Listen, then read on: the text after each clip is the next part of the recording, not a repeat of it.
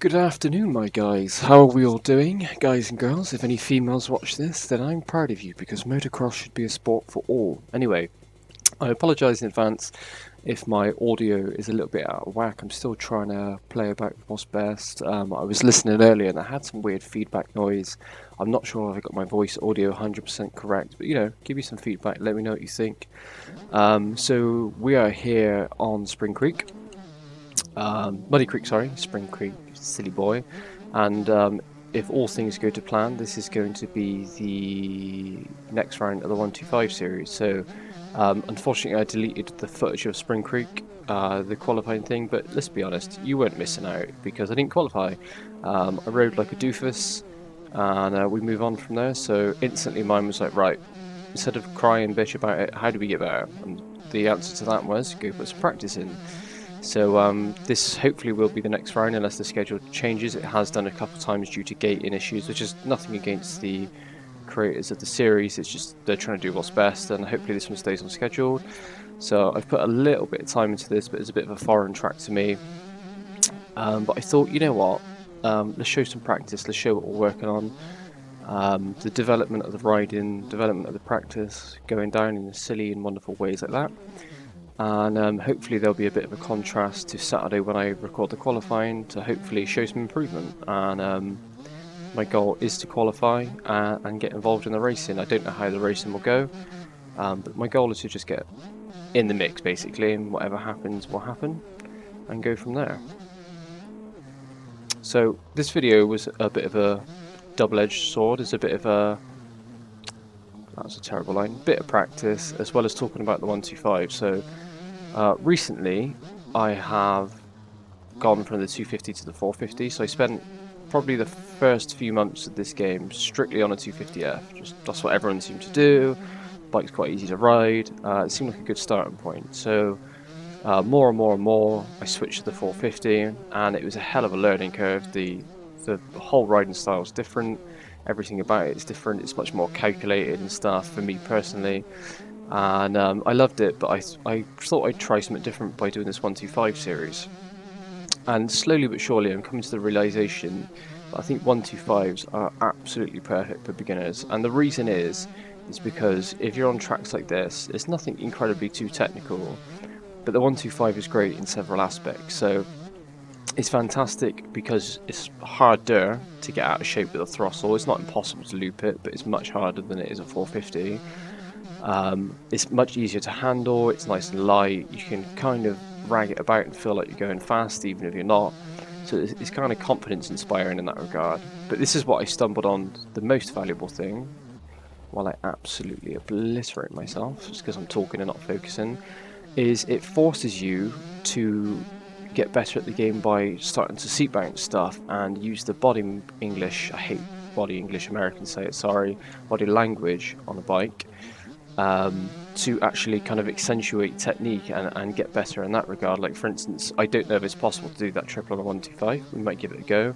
I highly doubt it because it's an absolute monster of a stretch on a 250F. But it means like this jump coming up here, for example, you can quad on a 450, quad on a 250, but here you have to triple and nail it. So there I've come up short, I'm going to go straight over the bars, that's a killer. So we could, through this section here, go, I'll try it again, go double, double, double, which I'm kind of going to do 5 laps of double, double, double, 5 laps of triple, double onto the tabletop. But the timing is really important on a 450. If you, on a 125, sorry, if you're on a 450, you can kind of time, hello SpongeBob, you can time the, God, get your words out, man, you can kind of time the quad really well. Whereas at this, you kind of got to get it just right. So I believe I've been doing it in 4th, and I'm listening for that like sound of the engine. So we got there, and then we have to sit down. That's a little bit short, so you have to sit down and seat bounce that to get on top. And hopefully, to do that consistently, that would be the quickest line I've discovered so far from here. And like this section coming up here, so we're going to go double, double, sit down, lean back, stand up. Try and get that triple, which I can normally get. I'm just being an absolute dickweed while I'm talking here.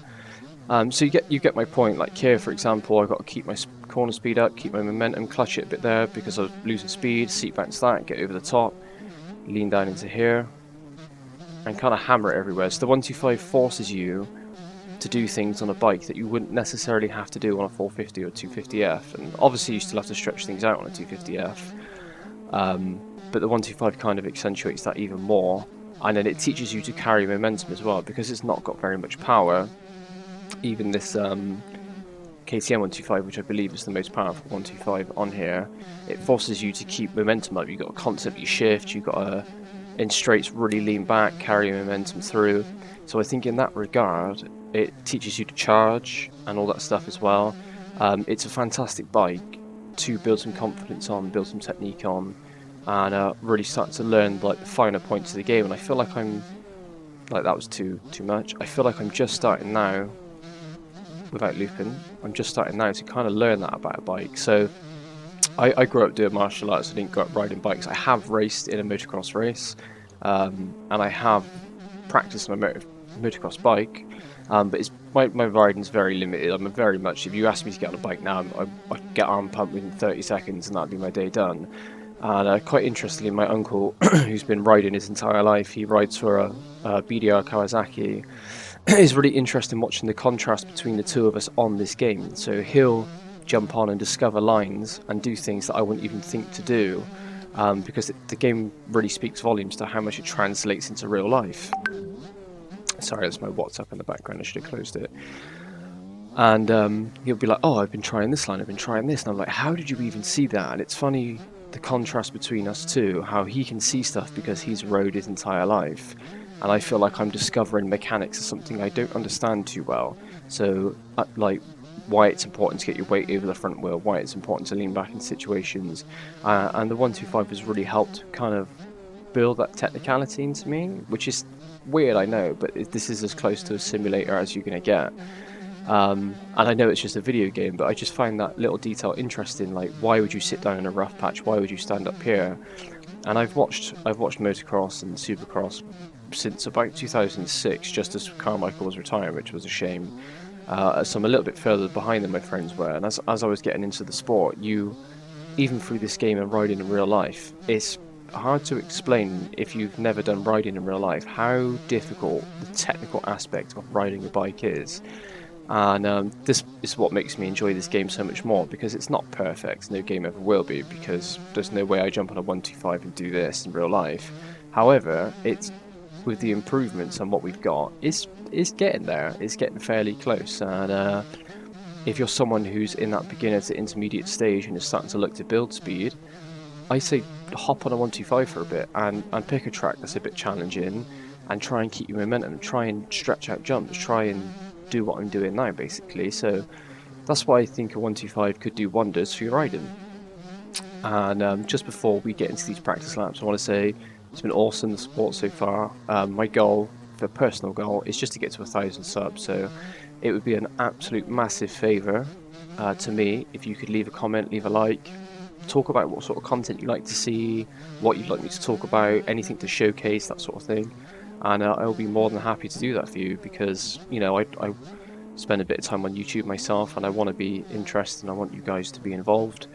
And although I'm nowhere near the top riders, I kind of want you guys to come on this journey with me of, remember when Matt was getting like 17th in a race and he just won that one? Like, I believe that is a possibility for anything with practice. And not to get a little bit too deep here, but you know, when I'm at a judo competition or Brazilian Jiu-Jitsu, or even when I competed in MMA, it was amazing to win, but I learned so much from my losses, and that when you lose, you go away and you learn and you dial that technique. And as sad as it sounds, I'm trying to apply this here, that I'm not the best, I'm far off it, but there's no reason I can't put in a good few hours training every week and get better and better and better. And it'd be really cool to kind of document that journey, and albeit on a video game, which some people may find a bit lame, but it's a hobby I enjoy, and there's tangible practice on a game that's not that easy. So yeah, that's kind of like my little mindset on growth, is that it sucks to lose, but you know what sucks worse is never playing the game at all, when people are so afraid of judgment in any aspect of life that they won't do stuff. And that's so sad to think we exist for literally 0.0000001% of all humanity, even less so in a good working healthy body and mind before we get too old or we're babies. and people worry about what other people think, and that's one of the reasons I put out content like this, because to be honest, I don't care if people think I'm terrible at the game or I'm not very good. I care, obviously, but that won't stop me from producing content, producing videos, and trying, and that's the whole thing. You'll be amazed at how far you can get as an individual by just turning up and trying. People think that people who are great at things are already good at things. No, people who are great at things think they're bad at things and practice fucking religiously. They practice and practice and practice because they want to chase that personal growth, that personal success, and they never believe they're quite up to scratch of being the greatest, unless you're the number one, like Michael Jordan and stuff like that. People are like, nope, I can be better, I want to crush my competition, and they meticulously practice and practice and practice. You'll never be perfect, but you can strive to be perfect. And on that very deep note, we're going to focus now and aim for a 5-lap dash. So I think my best on here is a 1:58. I believe some of the world records are high 140s to mid 140s, so my aim to qualify, I think I'm going to have to be around the mid 150s. I don't know whether that's possible for me. My best is a 1:58, and I'm not sure whether that triple down the back is better to double consistently, or attempt the triple, or even attempt the big one. So what we're going to do is we're going to do 5 hard laps in a second. I'm probably going to be fairly quiet, and we're just going to go for it. And then if you guys might see a couple of things I can change, point it out, and I'll try it again before the next practice. And hopefully we can qualify, we can have a good race, we can produce some content, and go from there. So let's start this lap. I'm going to shut my ass, and let's go for it.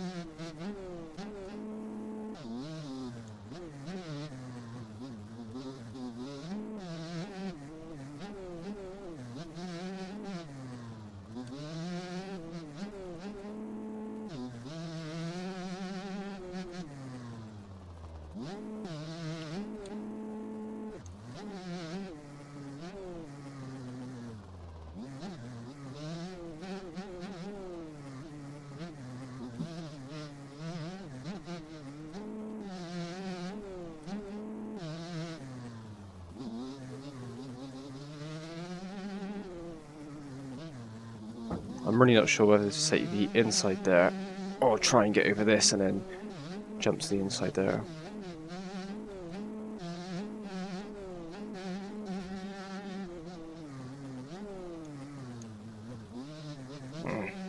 Dumb line.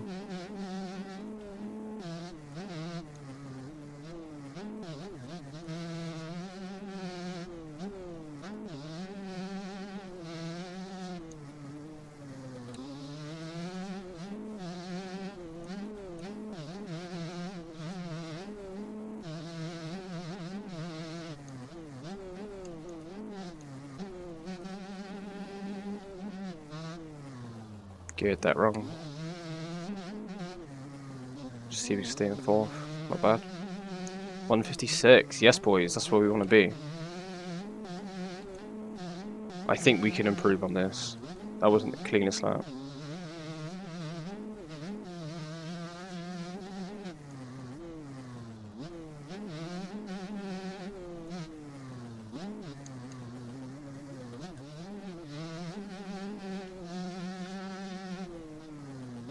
I have no idea that a triple's possible. I'm presuming not. And plus it would take so long to go around the outside.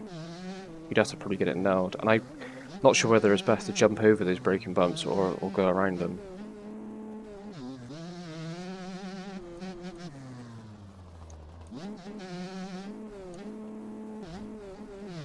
Getting that every lap's going to be difficult.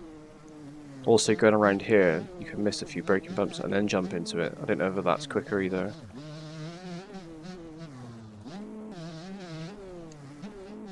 Ah, Mother Hubbard.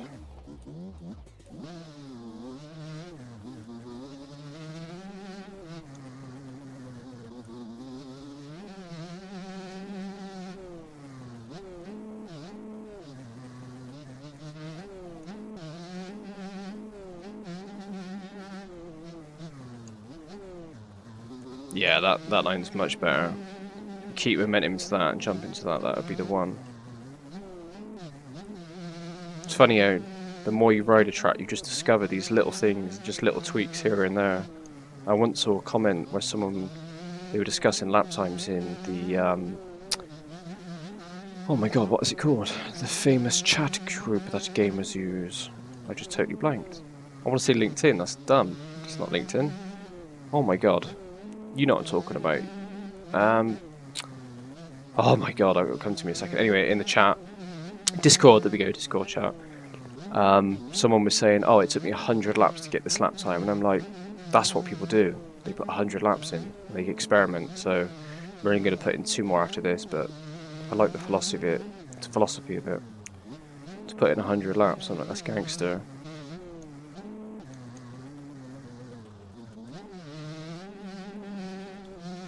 Might try that outside line next. Might try the double through here. See what it's like. I'm guessing the inside there is always. So I was thinking of hopping over these and then coming over. Like, that's got to be the quicker line. So I'm thinking double. It's going to be hard to time this. Double.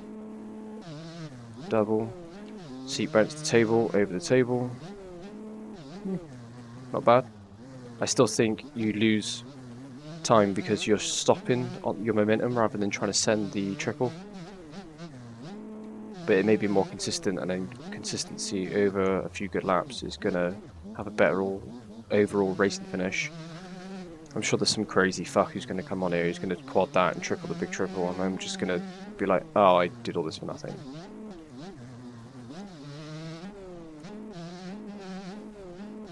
Cool track though, very cool track. We're going to do 2 laps after this and try and break that 156.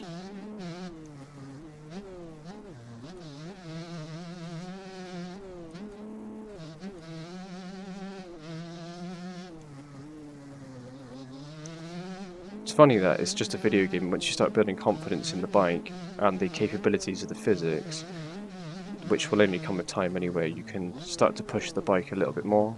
It's the same in real life riding or execution of any technique. Once you start to get confident and understand the boundaries of it, you can actually start to attack it. I feel like I'm still in that learning phase of where I'm not willing to push it because I'm trying to stay consistent.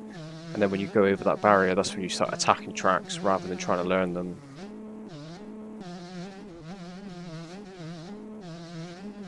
Ah, big off. Let's have a look at our ideal, then we'll try 2 sprint laps. Ideal's a 155. That was the goal. I definitely think I could clean all that up a little bit. So look, what we're going to do now, don't want to keep it too long. What have we got? Fuel weighs to 5 litres. Let's bang 1.5 litres in there. Test the sag. Let's change that slightly. No, other way. Yeah, okay. We're going to try 2 sprint laps. Ideal of a 155. Probably need to get that down to realistically probably 153, 152 in the qualifying, and then kind of teeter out between the mid 150s for the race.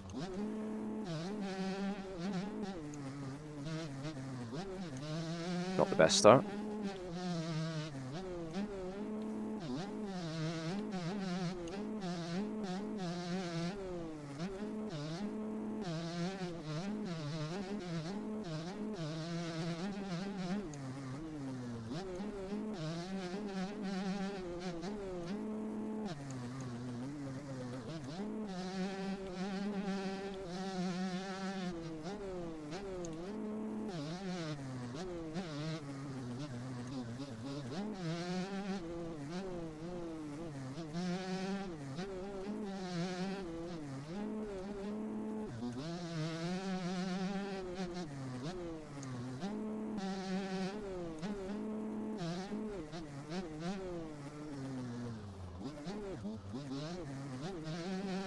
Oh, unfortunate.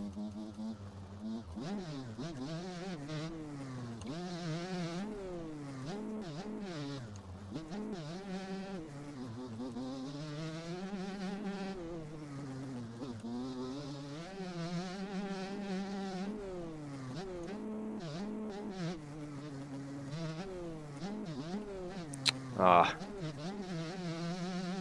Silly.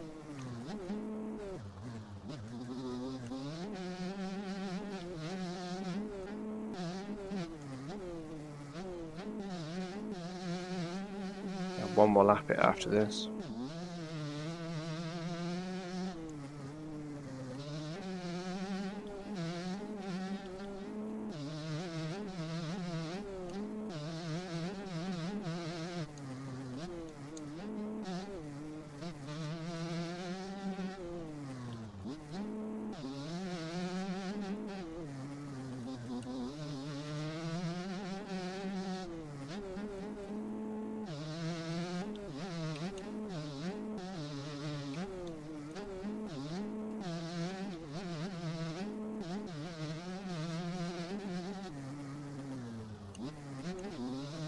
I'm not even looking at the max hard.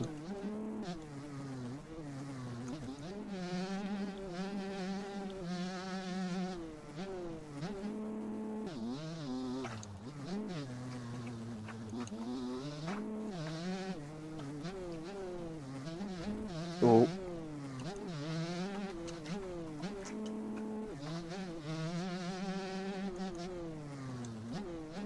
Ah, not going to make this now. Just. Good boy.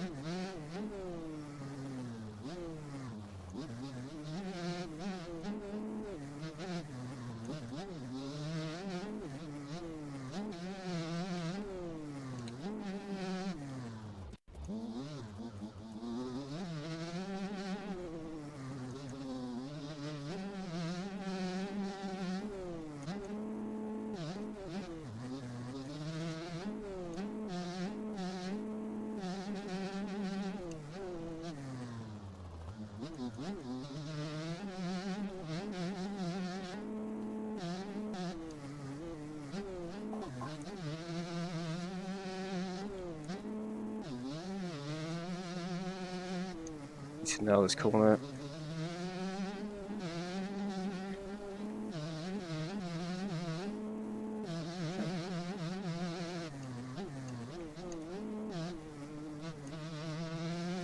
Just send it. What was that? 155.6, perfect. That I'm happy with that. Really happy with that. Let's see what that does to the ideal. It'll probably be about the same. Yeah, that was cool. Analysis. See, this needs to be tidied up a little bit. If we can drop this into the 150s consistently, that'd be really cool. Ideal 155.3, best time 155.6. So we'll end it there because I've prattled along. Thank you guys for watching. As always, leave a comment, like, subscribe, all that jazz. I really appreciate it. And similarly, if you see an OBPK Kawasaki UK server, I'm normally in that server because that's the name of our team name, coincidentally. It's always open, so come in, say hi. If you want to practice, ride around, that's cool. You're always welcome. And until next time, guys, let's see if we can do better in qualifying. Peace.